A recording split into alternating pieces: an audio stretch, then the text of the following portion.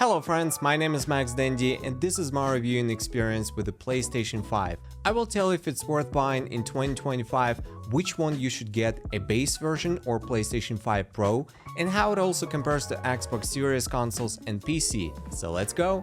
When I got my PS5 back in 2021, it felt special. The design of the console and the user interface, the sounds and the haptic feedback of the DualSense controller that imitates the feeling of running on different surfaces, or its adaptive triggers that give you the feeling of a bowstring resistance, it all just blew me away. In comparison, the Xbox Series did not have a really new controller, nothing new in the menu at first, no impressive technologies, and just felt boring. But you know what was more important for me as a PC gamer? That's the simplicity of a console and the exclusive games. I was building computers my whole life, always worried about the frame rate, performance settings, deciding which CPU is better for which GPU, and all this tweaking and comparisons was just endless. And here with the PlayStation, you just turn it on, load your game, and enjoy awesome graphics without worrying about anything. And as far as the Sony exclusives, there's a lot to talk about, so we'll get to it later. Also, compared to Xbox or PC, I really like the PlayStation trophies, and it made me play cross-platform games on PlayStation instead of Xbox or Steam, because getting this Platinum trophy is so satisfying. So, for the past 4 years, PlayStation 5 has made me a much happier gamer and convinced me to switch to consoles almost completely. It's just awesome to have a gaming device that doesn't need to be upgraded to have a better performance, so you always know that you're getting the maximum it can offer. It was a feeling that a PC could never give me. Until 6 months ago when things got more complicated and Sony released the PlayStation 5 Pro. And honestly, it felt a bit strange. Back in 2020, Sony gave us PS5 that could do 60 FPS, sometimes even 120 FPS, with dynamic resolution up to 4K and with the ray tracing. But now they say, here's a new console with 67% more GPU compute units, 28% faster memory, with some cool technologies. And now it can do 60 FPS, sometimes even 120 FPS, with dynamic resolution up to 4K and with the ray tracing. It's much more expensive and we got rid of the disk drive. So many people, including myself, got really confused, because it's not as clear as it was with the PlayStation 4, because at that time Sony released the Pro console when many people were switching to 4K resolution TVs, and the new PlayStation 4 Pro supported 4K. In addition, when you watch comparison videos on YouTube and even the official presentation made by Sony, they all zoom in super close to show tiny details in graphics. And the real difference is only in the games that got the PS5 Pro enhanced patch. The rest of the games like Elden Ring look practically the same. And also the lack of the disk drive seemed like a downgrade, especially for a console that is called Pro and is meant to be the definitive version. So here's my opinion. The base PS5, especially the one with the disk drive, is still the best value you can get.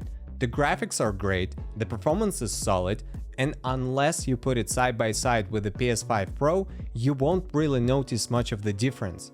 Now, the PS5 Pro is better.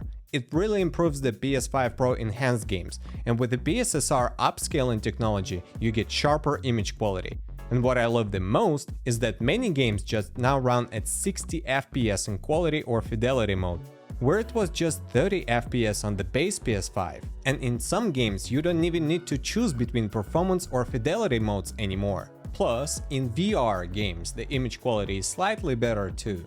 Now, what I like about the PlayStation 5 compared to other consoles is the accessories. With Xbox, the only thing I thought worth buying was the Xbox Elite controller. It was amazing in racing games, and I even tried using it with my PS5. But Sony released their version of a Pro controller. It's the DualSense Edge, which has become my most used controller. I even use it with my Steam Deck and the Nintendo Switch. It's just awesome. Also, the charging stations are super useful and the 3D Pulse headphones are just amazing. Another great addition is the PlayStation Portal, which lets me play my PS5 even when I'm not at home. And my absolute favorite accessory for the PS5 is the PSVR, because it gave me so much new experience that I just fell in love with it. It's been so fun to play alone or just give it to my friends, even those who are not gamers. See them trying Beat Saber or some zombie games and react to it, being scared and making fun of each other. And thankfully there are much more great games that there were at launch, so I highly recommend it to any PS5 owner. Now, next one is something like a digital accessory, and that's the PlayStation Plus subscription, which has several membership plans that allow online multiplayer, game trials, monthly games that you can keep, and hundreds of games that you can play while they're included in the plan. For some players, it can save tons of money on games. I personally played most of the Sony exclusives from this subscription, and even now sometimes download and play some games without buying them. Now it's time to talk about the things I don't like about PlayStation 5 and the console gaming compared to PC. When I got my PS5, it was my first PlayStation.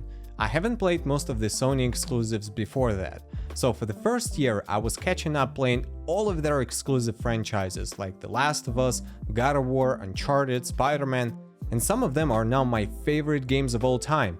But here's the thing, most of these games were PlayStation 4 titles.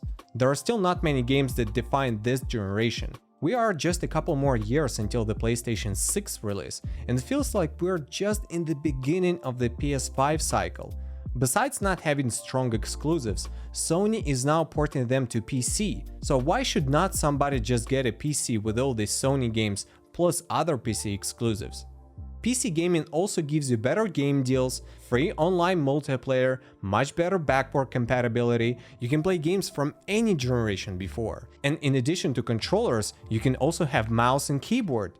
Also, on PC you can get the Xbox Game Pass subscription, which gives many similar games as the PlayStation subscription, but it's much better than PlayStation Plus because it gives a lot of great games on release day, like The Elder Scrolls Oblivion, Doom: The Dark Ages, Call of Duty, and many others, while Sony just refuses to add their exclusive games to the PS Plus on release day.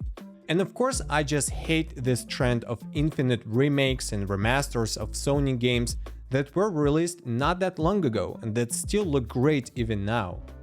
So to conclude, I would say the PlayStation 5 over the last 4 years has become much better. They clearly won the console generation against Xbox. It has more accessories, an amazing VR headset, and thankfully we see more and more games released both for just current gen and for the PSVR 2. Also, just a note, GTA 6 will not be released on PC for the first couple of years, so that's one more reason to consider buying PS5. If you can afford PS5 Pro, get it, you'll enjoy it. If not, just stick to the base PS5, it's the best value you can get. That's about it, thank you for watching. If you have something to add or to ask, don't hesitate and write it down in the comments. And be safe, bye!